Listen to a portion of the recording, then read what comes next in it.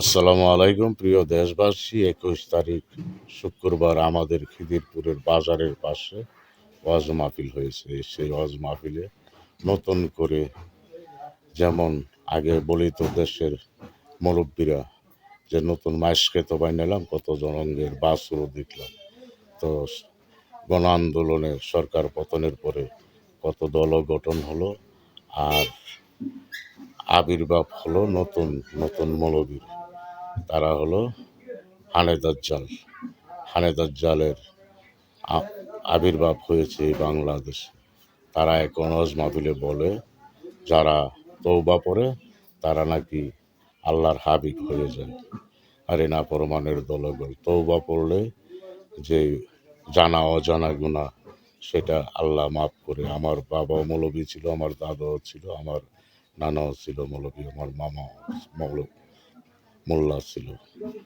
তো তাদের কাছ থেকে তো আমরা শুনেছি যে তওবা পড়লে জানা অজানা গুনাহ আল্লাহ মাফ করে। আর তোমরা বলো তওবা পড়লে নাকি আল্লাহর হাবিব হয়ে যায়। হাবিব শব্দ একমাত্র দয়াল নবীজি নূর নবীজির সাথে লাগানো যাবে, আরো কারোর সাথে কোনো নবী পয়গাম্বরের সাথে হাবিবি লাগানো যাবে না। লাগালে তোমরা জাহান্নামী হয়ে যাবে। যেই লাগাও আর বলো তওবা পড়লে আল্লাহর হাবিব হওয়া যায়। নাফরমানের দলগল তোমরা এই দেশের মধ্যে এই যে আগে বলি তো মৌলানারা যে হানেদাজ্জালের আবির্ভাব হবে এজিদের বংশধর থেকে। এখন মনে হয় সেই এজিদের বংশধর থেকে হানেদাজ্জালের আবির্ভাব হচ্ছে।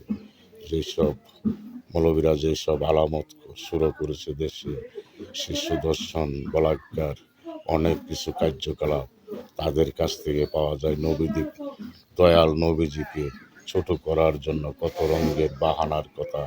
তাদের কণ্ঠের মধ্যে অনেক মধু। আল্লাহ কোরআনে বলেছে আগের মৌলানারা যে যারা হানেদাজ্জাল হবে তাদের কণ্ঠ মধু থাকবে, চোখ দিয়ে পানি আসবে না, তাদের মনে ও অন্তরে কোনো দয়া মায়া নাই, কারণ তারা হলো এজিদের বংশধর। এক হাতে বেহেশত এক হাতে দোজখ দেখাবে যারা হানেদাজ্জাল। এখন যে সকল মৌলবীরা এসব ওয়াজ করে তারাই হানেদাজ্জাল, এজিদের বংশধর। যে বলে যে তওবা পড়লে আল্লাহর হাবিব হয়ে যায়, নবীজিকে ছোট করার জন্য পাঞ্জাতনকে অপমান করে কথা বলো। আল্লাহর অলিগণ এই বাংলাদেশ ইসলাম প্রচার করেছে, আল্লাহর অলিগণের মাজারও তোমরা ভাঙো, অলিগড়কে অপমান করো। তোমরা নাফরমান ছাড়া আর কিছু না। এই দেশে তোমরা একটা এই এজেদি রাষ্ট্র করতে চাও। এটা হলো আল্লাহর অলিগণের ইসলাম প্রচার করেছে। আল্লাহর অলিগণের ইসলামই থাকবে আজীবন, কিয়ামতের আগ পর্যন্ত। তোমাদেরকে রুখে দিবে দেশের জনগণ।